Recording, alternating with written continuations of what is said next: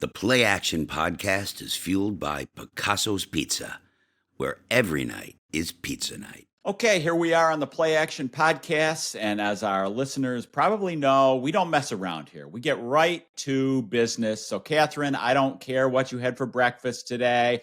I don't care what TV shows you're streaming. Pittsburgh, it was an ugly loss. What were your big takeaways?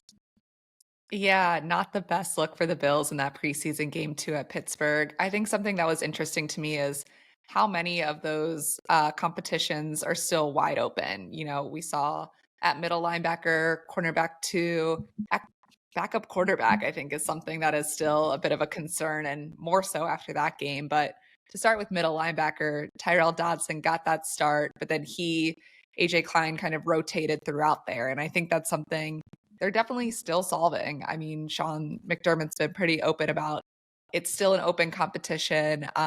It's been impacted by injuries with Terrell Bernard still out with a hamstring injury.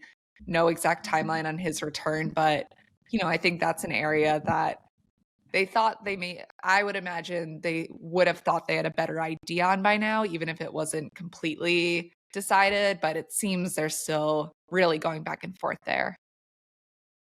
I agree that's a really good point. I think they would have liked to have had it locked down by now. And funny that kind of Bernard probably been helped by not playing a little. Although, now you're talking about a young guy. Let's say he doesn't play against Chicago this Saturday. Do you really want to throw him out there with almost no reps in preseason?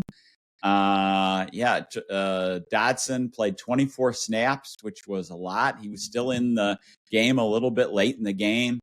Balin Spector played only 14 snaps.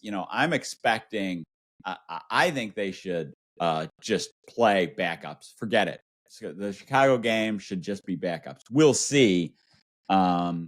That's how they did it last year, but there have been years where Sean McDermott has played, given the starters time in the third preseason game. But so I would expect Spector to get a lot of snaps. This week. Dotson didn't help himself. It's an interesting one. There's no obvious choice there. Maybe the safe thing is to play the most experienced guy in Klein. At quarterback, I think Kyle Allen should be the choice because he's more mobile than Matt Barkley. But really, I don't view that as whatever they do at backup quarterback. If Josh Allen gets hurt for more than 5 games, they're screwed. So let's not worry about that. Then at corner, they still are rotating there as well, opposite Tre'Davious White. Dane Jackson got the start again. Kaiir Elam played kind of later into the game than maybe we would have guessed, but Sean McDermott said that was the plan from the jump, just to get him more and more reps. So I think that one as well, even after trying to solve it last year, they're still working through who's going to start opposite Trey for their corner there, which again, maybe they thought they would know by now. Who's to say? I think it's Dane Jackson has gotten the most snaps with the starters. Again, both preseason games, he was the starter. I mean, it's got to be Dane, I think. Other thoughts there. I thought Saran at cornerback, Saran Neal had a good game. And I think he's been encouraging as the backup slot guy to Taron Johnson. I thought Osiris Torrance got all the reps with the ones and had good moments, looked pretty good for the most part. So I think the graph is pointing up on him to maybe win the starting job to start the season against New York. Ryan Bates is a lock no matter what because he's got so much experience. He's a capable starter and he's their backup center. And then at receiver, Justin Shorter was encouraging, right? Had 5 catches for 47 yards. Yeah, I think the first team offense obviously did not look great. But I think to your point, watching guys throughout the game, there were still some guys who stood out. We'll get more into the O-line in a little bit, but Osiris, yeah, a definite bright spot on a rough night for that group. When we talked to Deion Dawkins after the game, he was saying he didn't want to make the excuse that it is just the preseason. That was not quite the standard that the Bills have there, but I think still it is helpful context to everyone who's been really stressed out. Deep breath. That was preseason game number 2. They do have time to work through that stuff. They got better at penalties during the game, at least. That was still really rough for a stretch there, finishing with 13. But Mark, any final thoughts on that game in Pittsburgh? Yeah, it was bad, but it's preseason football is a ripoff of the public, as I have written, and we'll see. You don't know. We'll see on the opener. They were terrible. They were 0-4 the year they went to their first Super Bowl. They were terrible historically under Marv Levy in preseason. 2 years ago, Josh Allen just destroyed the Packers in the last preseason game, and then the season opener, Pittsburgh's defense dominated the Bills' offense. So, it's not good. You want them to look good, but preseason is a load of hooey. Okay, let's get into the offensive line a little bit more, both how they looked against Pittsburgh, which was bad, but also depth right now, which is definitely a concern, considering the injury to Tommy Doyle out of that game, Brandon Shell retiring the week before. They're thin at tackle in particular. But Mark, first, I know we'll go through Pittsburgh a little bit more. They kind of looked bad with each grouping. We mentioned some highlights before, but what did you make of the offensive line as a whole?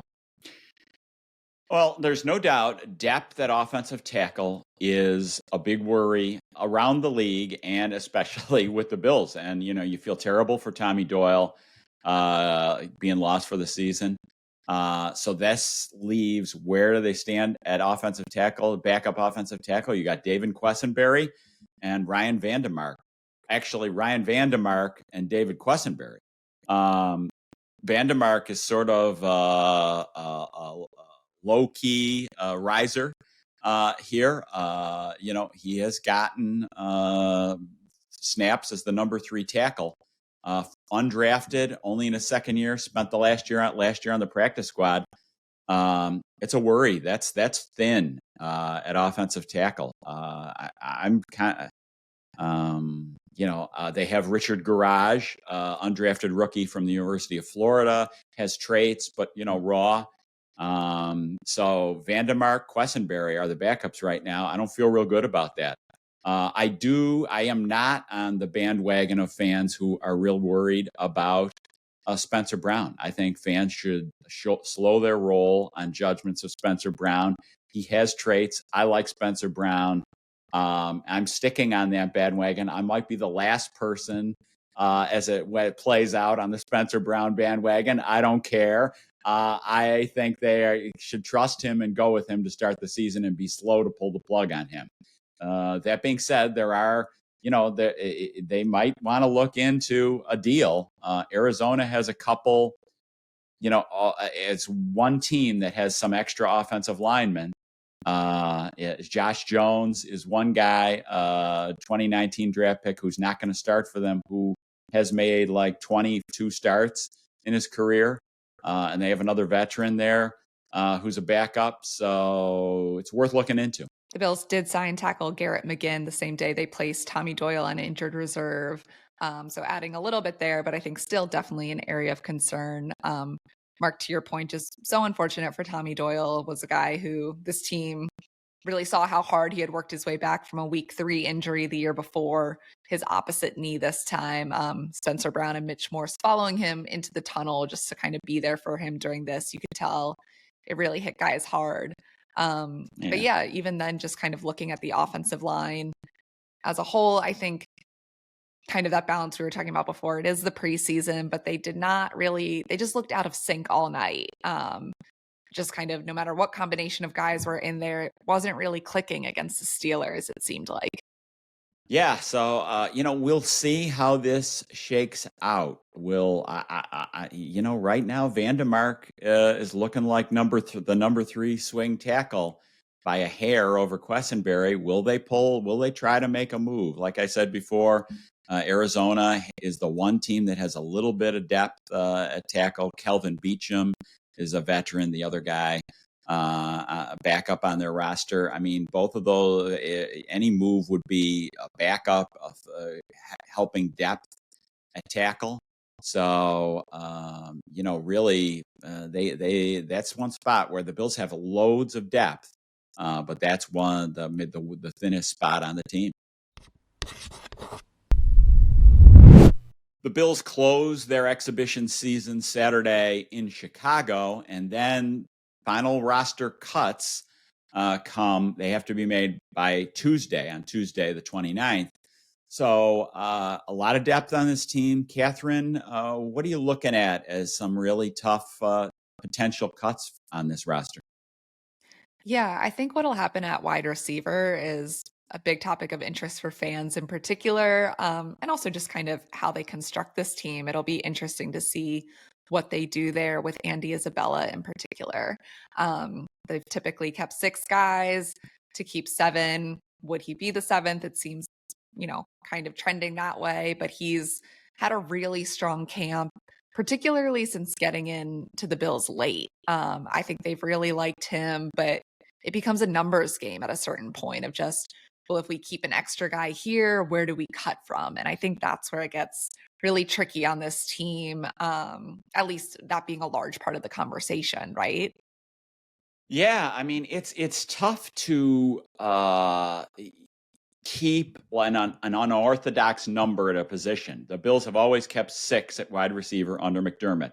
Every year, maybe 4 or 5 teams keep 7 at wide receiver, but then you got a short somewhere.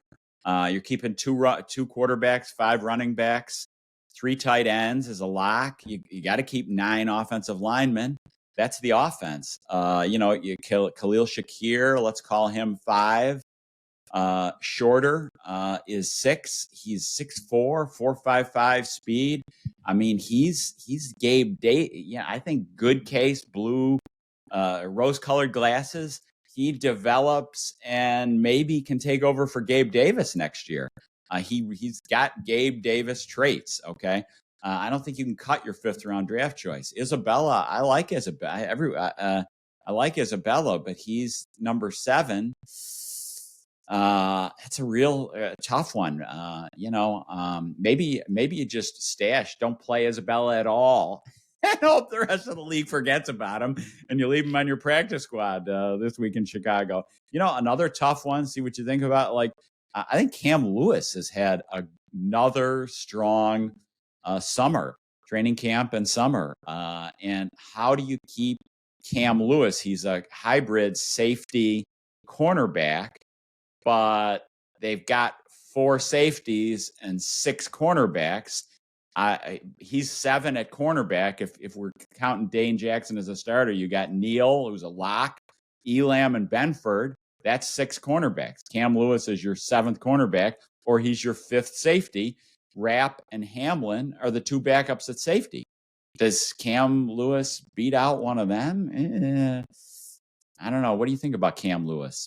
Yeah, I agree on Cam Lewis. Obviously missed some time with a groin injury during camp into when they came back from St. John Fisher, but I think still has had a strong offseason. The team really likes him. But again, now that the Bills have, more depth than they used to in other years, it becomes so much harder with some of these decisions.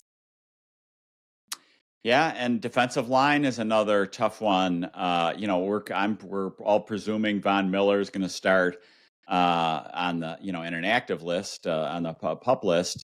But Shaq Lawson, who is an outstanding player, is he's number 10 on your defensive line right now.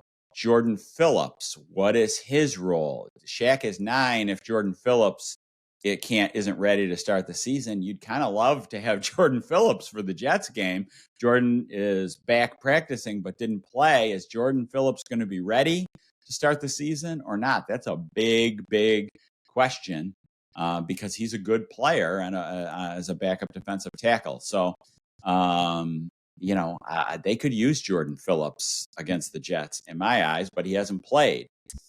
in a preseason game. So, interesting to see how that numbers game breaks down on the defensive line as well. So please be sure to follow us on buffalonews.com. We'll be updating this every day, and follow us. Thanks for listening, and follow us wherever you get your podcast. Treat your team to the most flavorful pizza on game day at Picasso's Pizza. 4 great Western New York locations: Williamsville, West Seneca, Lancaster, and Blaisdell. Picasso's. We are Buffalo's Pizza since 1980. Order online today at picassospizza.net.